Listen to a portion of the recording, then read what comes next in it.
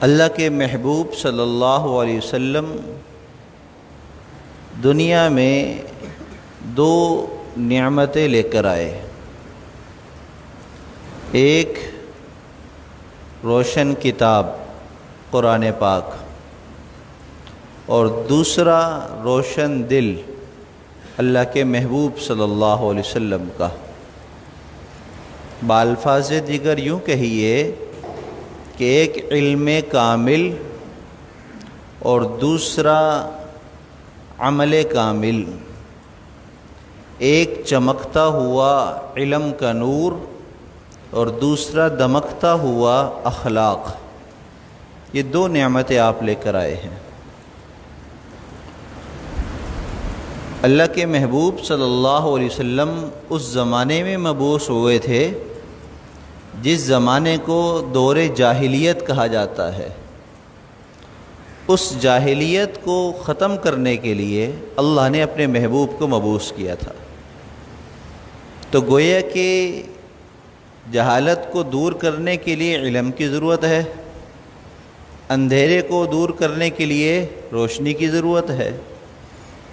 تو اللہ تعالیٰ کے ہاں جہالت جس علم سے دور ہو سکتی تھی وہ علم ہے جو اللہ نے اپنے محبوب کو عطا کیا۔ اس دور کا سب سے بڑا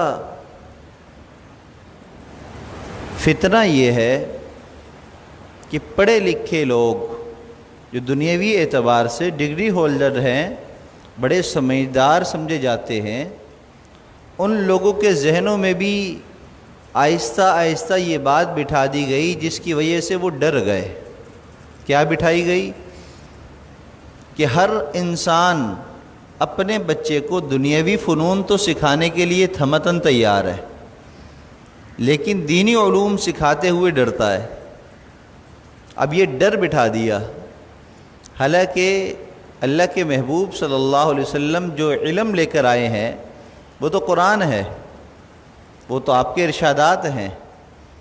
تو گویا کہ جہالت کو ختم کرنے کے لیے جس چیز کی ضرورت تھی وہ آپ لے کر آئے، اور آج ہمارا بھی سب کا موقف یہی ہے کہ ہم جہالت ختم کرنا چاہتے ہیں۔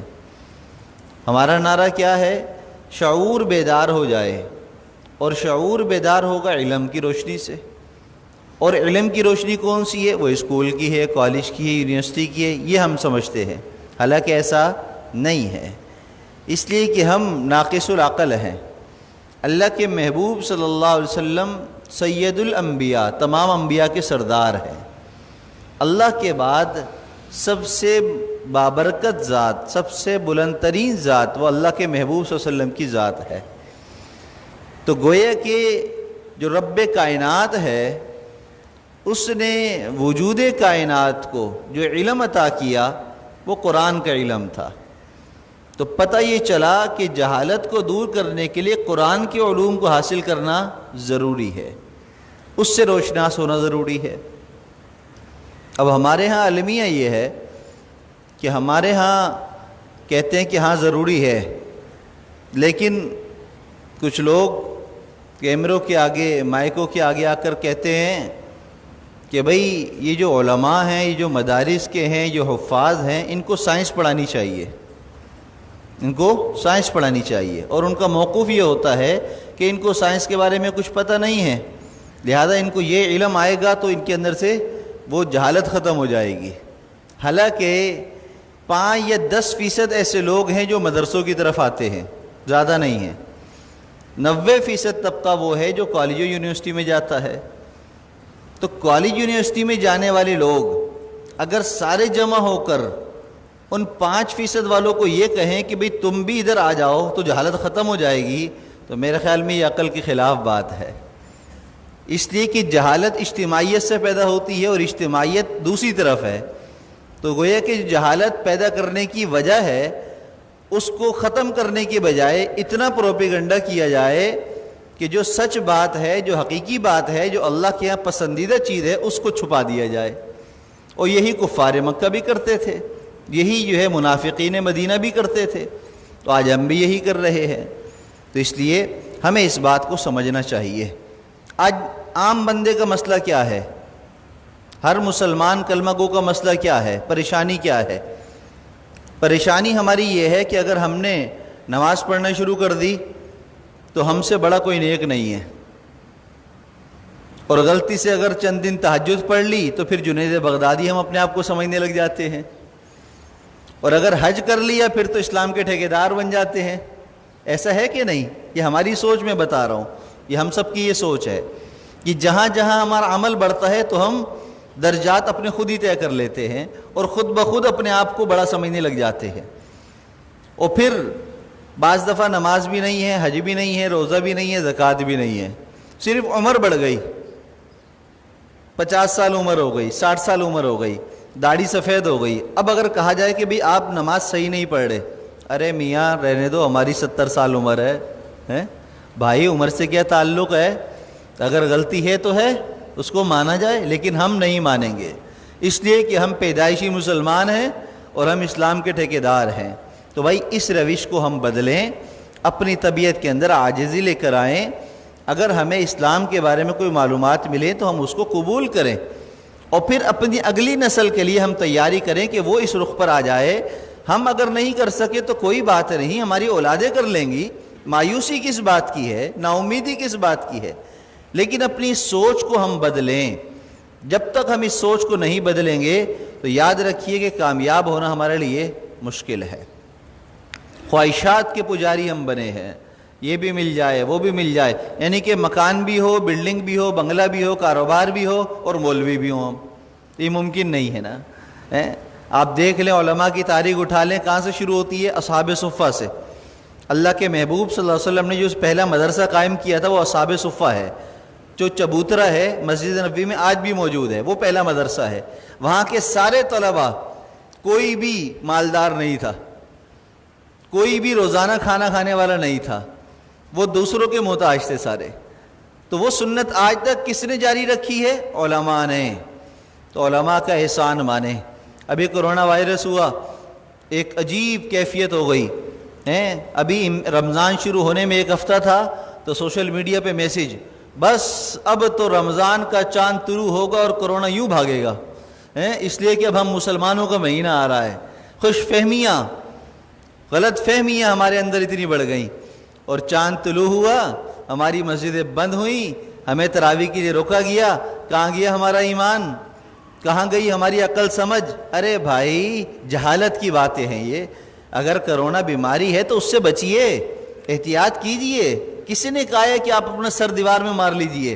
احتیاط کیجئے، اس لیے کہ بیماری اللہ کی طرف سے ہے، لگ سکتی ہے اور لگی ہے کئی لوگوں کو، تو اس کو انکار نہ کیجئے کہ بیماری نہیں ہے، لیکن اسلام کی تعلیم کے مطابق عمل کیجئے۔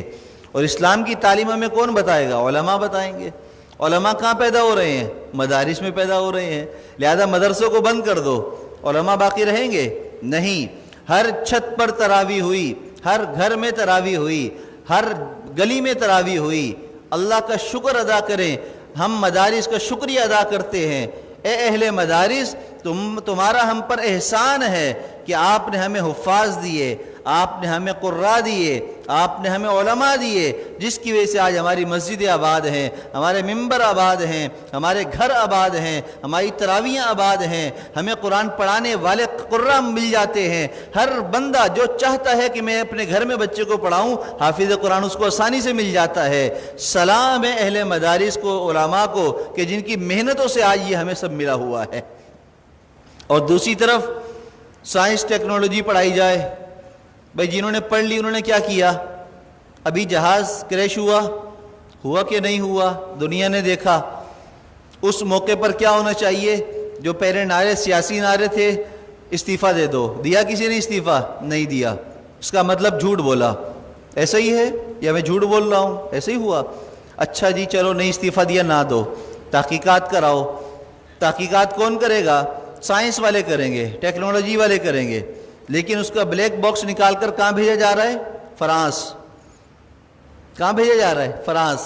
لیکن مدینہ منورہ کے اندر ایک مسئلہ اٹھا اور یہ تشویش ہوئی کہ جنت البقیع سے سارے گنبد ختم کر دیے گئے، ساری عمارتیں ختم کر دی گئیں، اور پھر مسجد نبوی کی تعمیر ہوئی۔ اب مسجد نبوی کے اللہ کے محبوب صلی اللہ علیہ وسلم کے روضے پر گنبد موجود ہے، اس کو گرائیں کہ نہ گرائیں؟ جب گرانے جاتے ہیں گرتا نہیں ہے، مشینیں ناکام ہو جاتی ہیں، یہ تاریخ کتابوں میں موجود ہیں قصے۔ کیا کیا جائے؟ علماء سے رجوع کیا جائے۔ اہل عرب بیٹھے، مسئلے کا حل نہیں ہوا، اہل عرب نے ایک وفد بنا کر ہندوستان بھیجا، پاکستان جو اس وقت تو نہیں تھا نا، ہندوستان تھا سارا، تو ہند بھیجا، پاک و ہند بھیجا، جاؤ وہاں کے علماء سے جا کر رائے لے کر آؤ۔ جہاں کے علماء نے کئی دن لگائے، مشورے کیے، سب کو جمع کیا، پھر رائے دی، اس کو آپ نہیں گرا سکتے۔ باہر ممالک میں کچھ کام ہوتا ہے، دینی مسئلہ کھڑا ہوتا ہے، مسئلے کا حل کہاں سے ہو رہا ہے؟ پاکستان کے علماء سے۔ اور پاکستان میں سائنسی مسئلہ کھڑا ہوتا ہے تو مسئلہ حل کہاں ہوتا ہے؟ فرانس سے، اٹلی سے، اسپین سے، امریکہ سے۔ تو ترقی پہ کون ہے؟ علماء یا سائنس والے؟ علماء۔ اس لیے کہ پوری دنیا کے لوگ پاکستان کی طرف رخ کرتے ہیں، علماء سے رجوع کرتے ہیں مسائل کے حل کے لیے۔ عقل کے ناخن لے لیں، ہوش کے ناخن لے لیں، عقل کا صحیح استعمال کریں، ہم ایسی باتوں میں ہرگز نہ پڑیں۔ علماء کی توہین کی اس لیے جاتی ہے، جو شخص اسلام پر انگلی نہیں اٹھا سکتا وہ علماء کی توہین کرتا ہے۔ کیوں؟ اس لیے کہ یہ ہیں علماء انبیاء کے وارث، ان کو ذلیل و رسوا کرو، دین خود بخود ختم ہو جائے گا۔ یہی اصول ہے۔ گھر کا سربراہ ہے، اس کو گولی مار دو، گھر ختم، اس کو ذلیل کر دو، گھر ختم۔ ایسا ہی ہے۔ تو علماء ہمارے سربراہ ہیں، ان کی شان و شوکت برقرار ہے، قیامت تک برقرار رہے گی، نہ کوئی ختم کر سکتا ہے، نہ کوئی کسی میں اتنی طاقت ہے۔ جس نے انگلی اٹھائی، جس نے آواز بلند کی، ختم ہو گئے۔ علماء آج بھی وہی ہیں۔ سب سے بڑا دینی نیٹ ورک اس وقت اگر دنیا میں موجود ہے تو تبلیغی جماعت کا ہے۔ ایسا یہ ہے کہ نہیں؟ تبلیغی جماعت کا نیٹ ورک سب سے بڑا ہے۔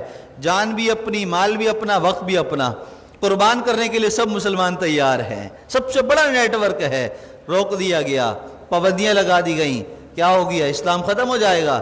نہیں ختم ہوگا، دین ختم نہیں ہوگا۔ جتنے مرضی تم زور لگا لو، جتنی مرضی سازشیں کر لو، کچھ نہیں ہوگا۔ اصل میرا مدعا آج کا یہ ہے کہ کرونا کی وجہ سے سب سے پہلے لبیک حکومت وقت کے آرڈر پر جس نے کہا وہ علماء تھے، اس لیے کہ علماء کا علمی سال اختتام پذیر تھا، آخری ہفتہ تھا مدرسوں کا، امتحان سالانہ ہونے ہیں، اس کے بعد کرفیو لگا دو، ایک ہفتے کے بعد لگا دو، کیا ہو جاتا؟ کچھ ہوتا نہیں ہوتا۔ لیکن عین اس وقت جب امتحان شروع ہونے ہیں حکومت نے کرفیو لگا دیا، لاک ڈاؤن لگا دیا۔ علماء نے کہا کوئی بات نہیں، ہم قربانی کے لیے تیار ہیں، پہلے بھی ہم نے اپنی قوم والوں کو سنبھالا ہے، اب بھی ہم سنبھالیں گے۔ ہم اپنے آپ کو قربان کر سکتے ہیں لیکن اسلام کو قربان نہیں کر سکتے، ہم مسلمانوں کو رسوا نہیں کر سکتے۔ مدارس فوراً بند کر دیے گئے، امتحان روک دیے گئے، لیکن پھر اب دوبارہ ہم دیکھ رہے ہیں دوبارہ سازشیں عروج پر ہو رہی ہیں۔ 10 شوال سے مدرسے کھلنے ہیں، دوبارہ سازشوں کی آواز آ رہی ہے کہ اب پھر 4 ہفتوں کے لیے بند ہوگا۔ بھائی بیچ میں 2 ہفتے کیوں کھولا؟ بند رکھتے، کیا ضرورت تھی؟ عیدگاہ میں عید کی نماز پڑھنے کی کیا ضرورت تھی؟ اگر کرونا عروج پر جا رہا تھا تو بند رکھتے۔ علماء کبھی آپ کی مخالفت نہیں کرتے، لیکن آپ نے اپنے مفاد کے لیے یا کس پالیسی کے تحت یہ سب کیا ہمیں نہیں پتا، لیکن سب سے زیادہ SOPs پر عمل مساجد میں ہو رہا ہے، سب سے زیادہ SOPs پر عمل دیندار طبقہ کر رہا ہے۔ کیوں؟ دیندار طبقہ باوضو ہوتا ہے، نماز پڑھتا ہے، دعاؤں کا اہتمام کرتا ہے، اس سے بہترین SOPs کوئی نہیں ہے۔ اس لیے کہ ڈاکٹر یہ کہتے ہیں کہ جو شخص وضو کرتا ہے، ہاتھ دھوتا ہے، اس کو سینیٹائزر کی ضرورت نہیں ہے۔ سینیٹائز کی ضرورت اس وقت پڑتی ہے جب آپ کی عقل پر پردہ ہے۔ ڈاکٹر کہتا ہے جب آپ نے ہاتھ دھو لیے سینیٹائز کی ضرورت نہیں، ہم ہاتھ دھو کر بھی سینیٹائز استعمال کر رہے ہیں، اس سے بڑی کم عقلی بیوقوفی کی کیا بات ہو گئی ہے؟ تو اس لیے بھائی ہم مسلمان ہیں، ہمارا عقیدہ یہ ہے کہ بیماریاں، وبائیں اللہ کی طرف سے آتی ہیں، ختم کون کرتا ہے؟ اللہ کرتا ہے۔ لہذا ہم دعاؤں کا اہتمام کریں، آیت کریمہ کا اہتمام کریں، اللہ اس بیماری کو، وبا کو ہم سے دور فرما دیں گے۔ لیکن آخری درخواست حکومت وقت سے یہ ہے کہ اس وقت پڑھتا ہے، 3ری کلاس میں پڑھتا ہے، اب ٹیچر کہتے ہیں آن لائن پڑھائیں گے، وہ دوسری کلاس میں پڑھنے والا بچہ آن لائن پڑھے گا کبھی نہیں پڑھے گا، اس کو استاد کی ضرورت ہوتی ہے، اور گھر کے اندر ویسے ہی بچہ نہیں پڑھتا، چاہے جتنے مرضی آپ اس کو پڑھا لیں وہ نہیں پڑھے گا۔ تو اس لیے خدا را ہماری قوم پر رحم کیجئے، مسلمانوں پر رحم کیجئے، اگر دوسروں کا ایجنڈا ہے تو اس ایجنڈے کو آپ اپنی جوتے کے نوک پر رکھیے، ہمت کر کے آگے بڑھیے۔ اگر ایجنڈا نہیں ہے، واقعی میں وبا ہے، بیماری ہے، مسائل ہیں، تو SOPs کے تحت مدارس بھی کھولیے، اسکول بھی کھولیے، کوئی پریشانی کی بات نہیں ہے۔ ہم اپنے بچوں کو دعائیں سکھائیں گے، ہم اپنے بچوں کو ہاتھ دھلائیں گے، ہم احتیاط کرائیں گے، لیکن آپ ہمارے بچوں کا مستقبل خراب نہ کیجئے۔ تو یہ پرزور مطالبہ ہے ہمارا حکومت وقت سے، اور میری آپ اس آواز کو دور تک پہنچائیں۔ جتنے یہاں پر لوگ ہیں سب کی ذمہ داری بنتی ہے۔ اس وقت یہ ہمارے علاقے کے اندر ایسے لوگ موجود ہیں جو حکومتوں کے اندر موجود ہیں، جو حکومتی اداروں کے اندر موجود ہیں، جو سوشل میڈیا کا بہت زیادہ استعمال کرتے ہیں، تو فیس بک پر بیان موجود ہے، اس بیان کو آپ شیئر کیجئے، ایسے لوگوں تک پہنچائیے تاکہ ہماری آواز حکومت کے حلقوں میں پہنچے، اور پھر وہ ہمارے لیے کوئی تدبیر بنائیں اور ہماری قوم پر، ہمارے مسلمانوں پر رحم کریں اور ہمارے بچوں کے مستقبل کو تباہ ہونے سے بچا لیں۔ اللہ ہم سب کو سمجھ اور عمل کی توفیق